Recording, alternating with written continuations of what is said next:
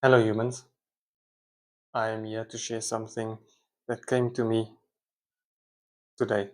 Um, I'll share it and then I'll share some backstory. Your fear should not control you. Um, it might be stopping you from having the most fun and the most fulfillment in life. Okay? Anyway, so it came to me when I was watching Elemental. Who's watched Elemental? You know, the Disney movie that came out last year or the year before? I don't know. Yeah. Anyway, Fire Girl. That's what my daughter calls it. And for those of you who haven't watched it, it follows the story of, um, or let me rather set the world is made up of four elements: water. There's water people. There is fire people. There's earth people, and there's air people. Okay, and they all live together in the city, and follows the story of a fire girl, and she is poised to she grew up in a first generation immigrant home. So her father and her mother came from Fireland to live in Element City, and they opened a shop called Fireplace. And she grew up in the shop, working in the shop, and with the idea that she would take over the shop one day. Okay, and she meets this guy named Wade. He's a water guy, as his name Wade. Oh, Fire Girl's name is Ember because she's a fire girl. Anyway, so she meets this water guy. Now Ember's got a temper. Okay, her father is grooming her to take over the shop, and he lets her interact with customers. One customer comes in and he sees sparkles on the table, and it's buy one get one free. So he says, "Oh, those are buy one get one free. I'll just take the free one." And he lights the sparkler and she blows it out and she's like, "That's not how this works." And he's like, "But I don't want to. I just want the free one." And he lights it and she blows it and she takes it away from him. Like, this is not how it works. And he's like, "The customer is always right." And he takes the sparkle and he lights it. She blows it out and she takes it back. And he says, "Just give me a free one." And she loses her temper and she explodes and she says, "That's not how this works." And fire goes everywhere. And the customer, of course, is a fire guy because who else is going to come to the shop? Anyway, there's a fire guy, and he's shocked. And the father comes back quickly, gives him all the sparkles, and says, "Happy birthday!" and goes out the shop. And the father's like, What's happening? Why the explosion?" And she's like, "The customer's just being difficult." And the father says, "Well, you have to make a connection. Take a breath and make a connection." But anyway, that's just an example of Ember's temper.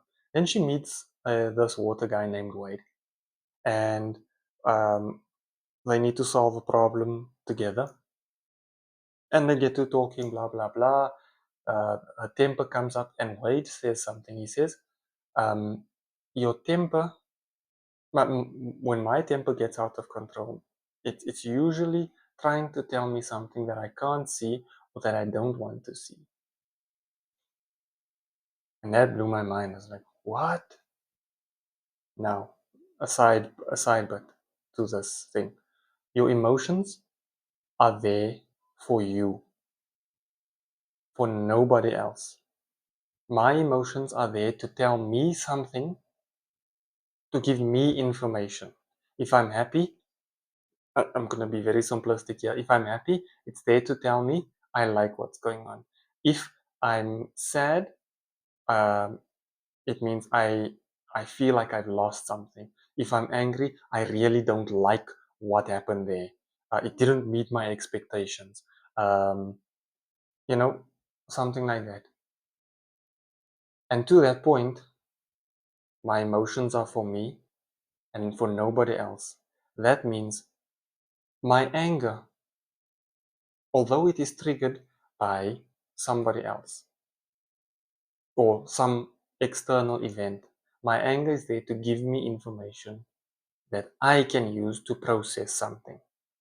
I cannot take my anger out on somebody else, my frustration out on somebody else. It is not for them. It is not about them. It is giving me information about about the situation that I need for the situation. Okay. Side note. Anyway, so Wade gives her this information that the temper is usually there to tell him something that is missing. Okay. Um, and all through the movie, they meet up, they they're spending time together, of course, and they fall in love. And the scene that made me realize that you cannot love in fear. Fear is just there to let you know something bad might happen, but it should not stop you. That's just there to give you information. I'm feeling scared because something bad might happen. And then I take the chance or make the calculations to see what will happen. The scene that made me realize this was when Wade takes Ember to see a Vivisteria. Now, the Vivisterias, it's a very beautiful flower, grows in a flooded train station. Okay? It's flooded, so it's closed, but the Vivasterias are there. So it's easy for Wade to go and see. Wade makes a plan with his friend called Gail. She is a wind lady. Cloud. They represent it as clouds. And she takes a big breath in and she blows into the water to create a bubble that Ember can go into. And Ember's of course like, wait, what? And Wade's like, the air should last, and Gail explains, about 20 minutes. Now, she's creating a bubble for Ember to sit in so that Wade can take her down into the terminal to see this beautiful flower that she's been wanting to see her whole life. Okay? He wants to give her this beautiful gift, this wonderful experience that she's always wanted. Now just think about this. Ember is made out of fire. Water extinguishes fire. If that bubble pops or collapses or she runs out of air, she will die. She's not human that can hold her breath and maybe swim out. She will die immediately. Okay? I don't know about you, but if I were to put myself in Ember's shoes, that would be terrifying. But Ember takes the chance and she gets into the bubble. And Wade takes her to see, because Wade's a water guy. Wade swims and pushes the bubble to see the Vivisteria. And Ember, when she sees the Vivisteria opening up, she glows with a color that she hasn't glown before. It's it's beyond happiness that she experiences. She's used to experiencing superficial happiness and anger. So the fire people have a meter that they measure on. It goes all the way from yellow to purple. Now all of them usually live in the orange, red space. Okay. When Ember lost her temper in the shop with a customer, one of the regulars said, "Wow, she went full purple. I've never seen somebody go full purple before." That's now when they lose their mind. Okay. When she sees the Vivisteria, she glows a lovely yellow color. And she's glowing so brightly that she uses up more air than she should. And the bubble starts closing. And Wade sees this and he swims to the exit very quickly. And they make it out just in time. And Wade like, "I'm so sorry. That was..." And Ember's like, "Are you kidding? That was fantastic. I saw a Vivisteria." It changed her life. Anyway, sometimes we need, we don't need. Sometimes we should take risks in our lives. It's going to be scary. Posting my first YouTube video was scary for me. Yeah, what are people gonna say? What are people gonna think? But man, I'm so glad I did because I enjoy doing this. I enjoy sharing these insights that I've received. Um, the things that I've learned. I enjoy engaging with you in the comments, seeing what you think. Maybe you give a different perspective. I don't know what it is that you are afraid of. Maybe it is showing somebody your true self, apologizing. Um, maybe it's telling somebody that you don't like something. Maybe it's saying no to somebody. Maybe it's no longer being a people pleaser.